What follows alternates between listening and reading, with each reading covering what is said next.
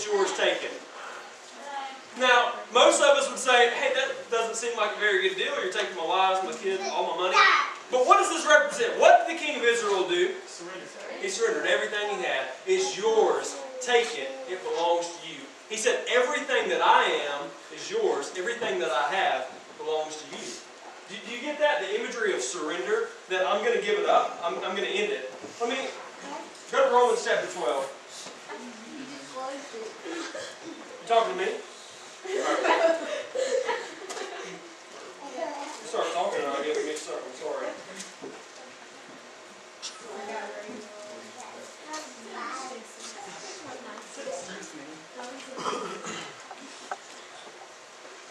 So we were talking, what's our greatest need? To surrender. Think about everything in the cosmos. Think about the moon, the sun, the stars, grass in the field, trees, the planet. All of those things are surrendered to who? God. They're wholly surrendered. Think about like a pen. I have one right here. A pen is absolutely surrendered to what sole purpose? To writing. And a pen has to be absolutely surrendered to whose hand in order to work? Mine. A pen's only going to work if it's got my hand and my hand alone. If you're trying to snatch this pen away from me, is it going to work? Am I going to be able to write like I should? A pen has one sole purpose. What purpose do your shoes serve? To help you walk and to look nice. Let's be fashionable here. Right? Like we have, like what purpose does a toilet serve? To catch my food. That's right. These things are absolutely surrendered and sold out to one thing. Now, think about this. If God created the sun, the stars, the moon, all of these things are absolutely surrendered to Him. They are God's creation, and we are God's creation, and we're God's children. What does that say about us? Are we any different? Should we be absolutely surrendered, absolutely sold out? Now let's read Romans 12. I'm going to give you the how-to. This is why nothing about my friends changed. This is why they're exactly the same as they were in high school. This is why nothing's going to change in their life until this happens. Romans 12, verse 1 through 2. By the way, whenever I became a Christian, this was the passage for me. This is one of my favorite passages in all the Bible. It means so much to me. Well, let's read it. It says this. I appeal to you, therefore, brothers, by the mercies of God, present your bodies as a living sacrifice. Now, right there, I highlighted the word sacrifice. Think about the word sacrifice. Now, does the sacrifice have a say-so in the matter? Doesn't. It doesn't. A sacrifice pretty much bows in and says, do with me what you will. A living sacrifice. Let's keep reading. Holy and acceptable to God, which is your spiritual worship. Verse 2, this is it. Do not be conformed to this world, but be transformed by the renewal of your mind, that by testing you may discern what is the will of God, what is good and acceptable and perfect. I highlighted another word. What was that word? Transformed. You don't know why my friends never changed? Because they went to a service. And have you ever been to a service and you were called up emotionally, like somebody said something kind of struck a nerve with you, maybe they shared an intense story or moment, and you got caught up in that? And you went down an aisle, maybe you prayed a prayer. I've got a friend that every time I talk to him, the only thing that he wants to talk about is really nasty stuff. And he's just constantly, he's just completely wrapped up in himself. He's a bad boy. And this guy can tell you the date, the time, the location, the exact hour to the minute that he walked down an aisle and prayed a prayer. You want to know why he's no different today? You want to know why nothing changed in his life? It's because that second word, he was not transformed. He wasn't transformed. Now, I know this about a lot of you in the room. You can say, well, I go to church, I'm a good person, I go every time they have something, I know who Daniel is, and he's a pretty nice guy, and I'm his friend. So that's got to get me some good graces with God, right?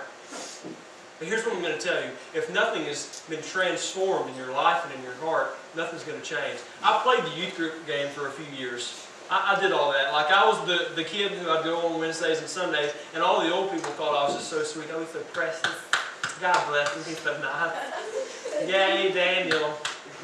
And then the rest of the week I did whatever I wanted to and lived however I wanted because nothing was transformed. There's a verse in the Bible in 2 Corinthians that says, if you become God's child, you become a new creation. You're completely different. You're new. Now, how many of you would say, honestly, I need to absolutely surrender some things in my life? By show of hands. Be honest. I'm saying, as a Christian, as somebody who knows I belong to God, I'll raise my hand to that and say, there's things in my life that I know that I need to surrender to God. There's things that I'm struggling with. There are things that I just can't seem to let go of. And I need help. Do you want to know what I really need in my life? I need to surrender. There are areas in my life that I just say, God, this is yours. I can't do it alone. I've tried. How many of you have tried? You've tried and nothing's changed. You can't make a difference. Here's why. You've been trying to do it on your own all this time. And me, myself, I'm an epic failure. Epic. And I can't change on my own. I've got to get to the point where, how many of you, in battle, in war, what does a white flag symbolize? Surrender. I'm done. Now, if you were in a battle and you saw somebody with their hands raised high, what's that mean? Surrender. I'm done. It's just you saying, I have nothing to try and harm you. I'm done fighting. I fought too long. I'm done. Now, you may also see them get down on their knees and just say, I'm done. I'm done fighting. I'm yours. I belong to you now. And you surrender. Some of us need to, in fact, all of us, to varying degrees in our life, we have to be willing to get on our knees, throw up our hands, raise the white flag, and say, God, I surrender. I've been trying too hard. And maybe it's small things like I can't stop looking at things on the internet that I know I just shouldn't be looking at, and we need to surrender. Maybe it's that you're treating your parents in a way that's not honorable. You need to surrender those things. Maybe you've never just even surrendered your life to God, and you thought that by being a good person you could make it to heaven. You need to surrender. There's something in our life. Maybe you can't stop speeding. I mean, we look at the board over here. I can't stop smoking. I can't stop drinking. I can't stop having a sexual relationship with my boyfriend or girlfriend. You know what you need to do? You need to surrender. And that can change all of it. Now, how many of you, how many of you have ever been on a summer camp, maybe a church camp? Maybe you even went to Dance Party 2010, which was, from what I hear, was the best summer camp ever. Maybe. But it's pretty good. Maybe you went on winter trips, maybe you've been on, I don't know, youth rallies, you've done all these things. And how many of you, after that youth rally, after that camp, it's like you were on a roller coaster ride going to the top. How many of you have ever been there? I'll admit it, I've been there, I've done all those things. Gone to youth camp, and you come back and you're on fire, and you're like, yeah! I want to tell everybody about Jesus! And you just like, run outside and shout like, Jesus! Woo! Jesus! How many of you have been there? Maybe you didn't run outside and do any of that. Been there, done all those things, been there. And then like a week later, 2 weeks later, you go back to school, and it's like the same thing. You fall back into the same routine, same lifestyle. We've all been there, all done the same exact things, and nothing ever changed. Do you know what you need? Surrender. Same thing. You have to be willing to say, I'm done fighting, I've done this too long. I want to read a story to you, Luke 15. Luke 15. This story is it the mouse? I don't have that, by the way. You can start that over too, Hunter. Thank you. Okay. Now let me give the background of Luke 15. How many of you have ever heard this story, the prodigal son? This story is my life. I love it. In fact, it's your life too. So you've got these two sons. One of them, the younger son, he decides, you know what, I'm tired of living at home. I'm tired of obeying my dad's rules. I'm going to leave. I'm going to leave. So he goes up to his dad. He says, yo, Dad. Apparently Dad had a little cash flow. He said, Daddy, give me all the money that you're going to give to me as an inheritance now. And his dad gives it to him.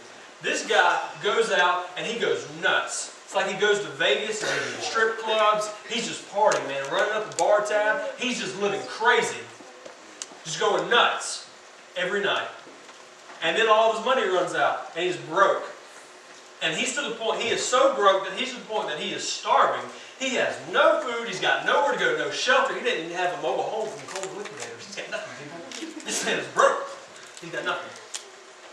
And he's at the point in his life where he comes to the end of himself. He realizes, I have fought so long, so hard. I've done this on my own for so long, and it's got me nowhere. My life is in the dumps. I'm going nowhere. You want to know the truth? That is the story of each and every one of us. We've all been that guy. We've all said to God, I'm done with doing it your way. I want to do it my way. Give me all that I can get, and I want to go live my life apart from you. Every single person in this room has done that. Now this guy came to the end of himself and he said, you know, I've screwed up big. He came to the point where he was like, what am I doing? How many of you have ever been there? Where we said, what am I doing? What am I doing with my life? Where am I going? And this is what he says in verse 17. We don't have it on the screen, so read along. Starts off in verse 17, says this. But when he came to himself, he said, how many of my father's hired servants have more than enough bread, but I perish with hunger? I will arise and go to my father, and I will say to him, Father, I have sinned against heaven and before you. I am no longer worthy to be called your son. Treat me as your hired servant. So he says, Dad, just let me work for you so that I can have some food. Dad, I'm hungry. Where are we at? Verse 20. It says this. And he arose and came to his father. But while he was still a long way off, his father saw him and felt compassion and ran and embraced him and kissed him. And the son said to his father, Father, I have sinned against heaven and before you. I am no longer worthy to be called your son. But the father said to his servants, bring quickly the best robe and put shoes on his feet.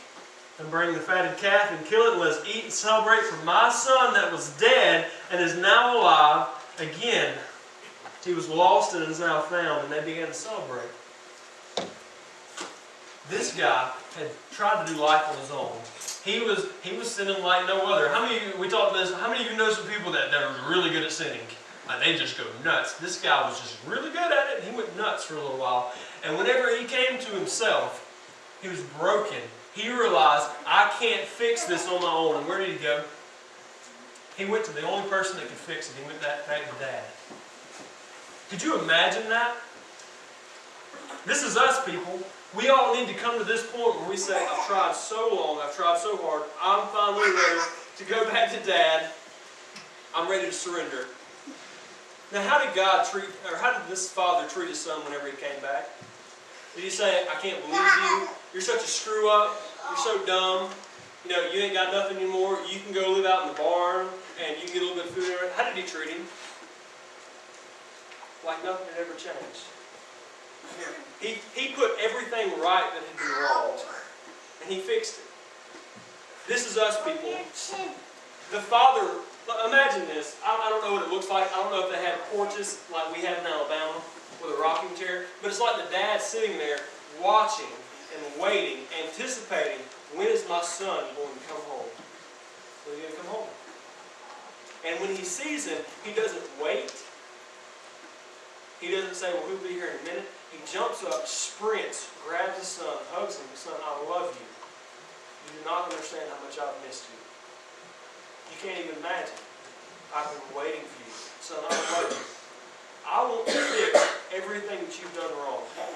How many of us would say, I would like everything that I've done wrong to be fixed? I would like that. I would like that. Now, to recap this all so we really get this and drive it home, honestly, how many of you in the room would say, there are things in my life that I need to surrender? I've got problems that need to be fixed. Maybe I've never even given my life to God. So this is what I want you to do. I'm not going to ask you to pray a silly prayer with me that you may not even mean. Here's what I want you to do. If maybe you would like to surrender your life to Christ for the first time, when we get done tonight, just come talk to me, come talk to Hunter, grab an adult. In fact, we have cards on the table. Grab one of those and fill it out. And you can check a box and you can tell me and we'll talk about it later. So, right now I just want to take a second where, and maybe some of you don't care, maybe you're not really interested or involved, but I want to take just a second where we're just quiet. We'll bow our heads and we'll pray. And I just want you to right now take the time to admit to God, God, I've screwed up. I've got some things in my life that I need to be fixed. God, I know I can't do it on my own. God, can you help me? I will surrender.